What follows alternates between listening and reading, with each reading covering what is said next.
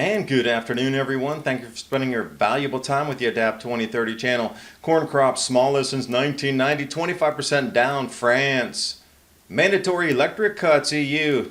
How about the food price in the U.S.?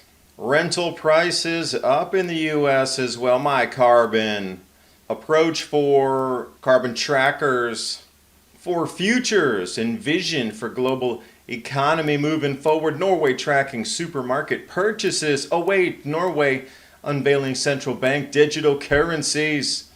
Let's take a look at the future and see how close this projection's on and where we're going with our world.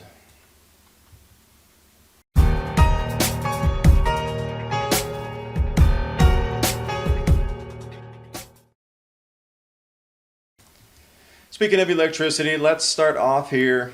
Collecting atmospheric electricity, U.S. Patent Office. Gee, I wonder why we never experimented with this. Still moving along to electrical shortages. Oh, and food shortages. France. Production of corn will fall 25% this year. Lowest since 1990.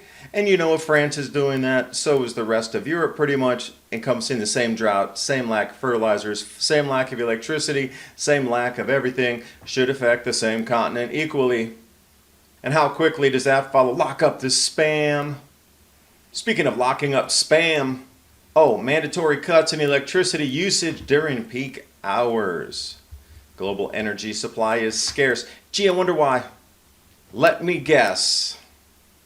EU president says electric market design, and they are going to suspend trading of electrical futures and derivatives as well, literally evaporating part of the financial market on the planet. Let's look at the goodness here. Paragraph below, power cuts are on the way this winter, guaranteed EU's approach, reducing carbon footprint through unaffordable electricity. Isn't that strange with the plan? It's matching. This is funny here. Somebody trolling the world. Somebody going in with a name from Russia with love. 24/7 burning their gas burners. Oh, EU feed, what up with that?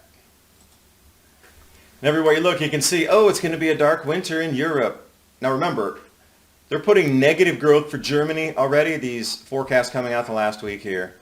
So if the largest economy in Europe's going negative and at least 50% of all factories and whatever you consider industrial base of Europe has shuttered indefinitely at this point. They don't know when the lights will come back on. Layoffs in the factories and fabricators and whatever else involved with that industrial base, quote unquote. But anything metals has come to a standstill. That includes copper, zinc, aluminum, and name your metal that we need to create things with. This is an all-encompassing event. It starts in Europe. It spreads to the rest of the world. So look for the winter to be a winter of interestingness instead of discontent. We'll leave it there. And I left the links below for all these different white papers. They're interesting to peruse to kind of see how, the futures for the economy might move. Here's one, 4 futures possible at a crossroads. Interesting to read down into the article. Proactively shaping a future that optimizes social and environmental outcomes. Okay, that sounds like a planned economy to me, just saying. Russia, China, and India are saying goodbye to the US dollar as Biden is paying off student loans and printing more money. Some say the new reserve currency called BRICS should be backed by gold. Patriot Gold Group has a no fee for life IRA or 401k. That can be in physical gold or silver. And you may be eligible for the no fee for life IRA on qualifying rollovers. Patriot Gold Group, Consumer Affairs top rated gold IRA dealer 6 years in a row. Call 1-800-356-4470. And now on with the video. What happened to the organics of the free market? Not sure. Coming years will be very, very different. And here's the interesting part. They're talking about regional in some areas, overseen by a global initiative, global cooperation, global economic intertwinedness. And remember, we have to move beyond nationalism. Anything that we think of as your own country is so simplistic and ideologically caveman thinking. Don't look at it as deglobalization or deindustrialization. Look at it as shaping a new world. Maybe Andrea would differ. Prices have practically doubled for my family. No meat enters this house. I started shopping in stores that sell expired products.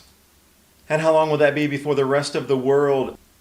And as I started the video, across my news feed came the world's largest wholesale fresh food warehouse is on fire in Paris. So wherever you look, food, energy, economy, things are changing. So here's an interesting one, an approach for sustainable cities or sustainability in cities. My Carbon. Gee, I've seen a book title called Mind Something before. Reminds me, here's your carbon tracker. Efficiency Svalana is going to be putting this out in conjunction to allow you to track everything that you purchase, because you really should know how much you consume, even though the corporations are the ones doing the mining, the extracting, the shipping, and then they control the supermarkets which you go to, and then you get your little pittance there. Off to Norway, tracking all supermarket purchases. Nordsgruppen is going to partner with Statistics Norway, state-owned entity, and they want to collect economy, population, and different types of statistics needed. But it will start with you, with your what is considered birth number, I guess Social Security number equivalent, connected to all purchases that are then fed into a national database, the SSB. Because before, apparently, you had to write on paper what you bought, but they say, no way, if we track it digitally and just put everybody under the same umbrella, it'd be a way easier way for consumption statistics to be compiled in order to form tax policy, social assistance, and child allowance. They're looking basically at statistics at a group level. Never mind, your data and your details will never be released. It's only for a group level. Oh wait, scratch the record. Oh, Nord's Bank revealing Twitter, Norwegian prototype central bank digital currency based on Ethereum. How convenient is that? They must have won the lottery rubbing 2 gold coins together. Whoa, CBD season tracking food purchases. Man, that is just the most crystal ball ever to put those two together. But looking back in the rearview mirror, let's look at some Federal Reserve data here.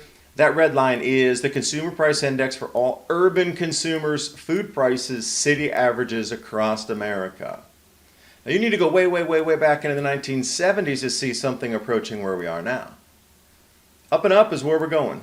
The inflation shall not cease. And I like the way that they broke this down. So you can see 2 sets of data here. Consumer Price Index for all consumers, food away from home, meaning like out in restaurants. Or the black line is preparing food at home. Now look at the difference in that, how much more of a jump it is from like 7.5% to say 13% on the prices you buying in a supermarket, taking that home, and then preparing it compared to just going to a restaurant. And, oh wait, did it say home? Let's look at Consumer Price Index for shelter, as in rent. Oh, look how up.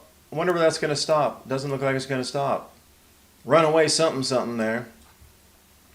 And it seems like this is it. Everywhere you look across the planet, nothing's under control. They keep saying they're trying to get it under control. They're raising interest rates. They're going to do this. They're going to do that. They're going to throw the kitchen things. It's junk shot to try to control the economy. We'll throw a bunch of golf balls in there and hope it'll plug up that BP oil spill. Same, but different. It's not ending anytime soon, and what's about to happen in Europe is going to cascade across the planet. You cannot tell me with a straight face that you close down most industry, and at major hours, everybody's electrical consumption is limited. And somehow 50% of the companies have closed indefinitely, and they're going to continue with a stable whatever way of life, and it won't affect anywhere else around the world. The most ridiculous thing I've ever heard in my life. So as we progress into even higher energy prices here in the winter, which is just the trend, it always spikes in the winter. There's more demand. Colder you get, more natural gas. It's a given. So moving forward from here, these numbers are not coming down. They're going to continue to go up. And at what point do we really get into hyperinflation where things start to, run away at 50 or 100% per month, and then 50 or 100% per week, and we start getting the same as what's being seen over in Turkey is a good example. So we're just lagging behind Turkey probably about a year. It's going to be real interesting. You might want to prepare yourself for a fair few things moving forward real quick. But I got this video here. that shows events and forecasts moving out through 2030. Social credit system at the bottom there, that comes in with, oh, whoa, conflict. Cashless society tipping point, absolutely, that's moving in. Everything you see is going digital on the monies. Oh, do I see food and water shortages? And this is the way it seems that it's going to play out here. I don't know if you agree with the findings, but again, it's just data points and a crystal ball, if you will. And mark it on your calendar every Thursday night, 10 p.m. to midnight. Myself with Ransom Godwin, Revolution Radio, freedomslips.com, Studio A. 2 hours of uncensored content. We're also streaming live over on Rumble, Twitch, Twitter, Facebook, LinkedIn, and a few others. So join us there and be part of the conversation. I do appreciate you watching. Thanks for your time, and I'll see you next video.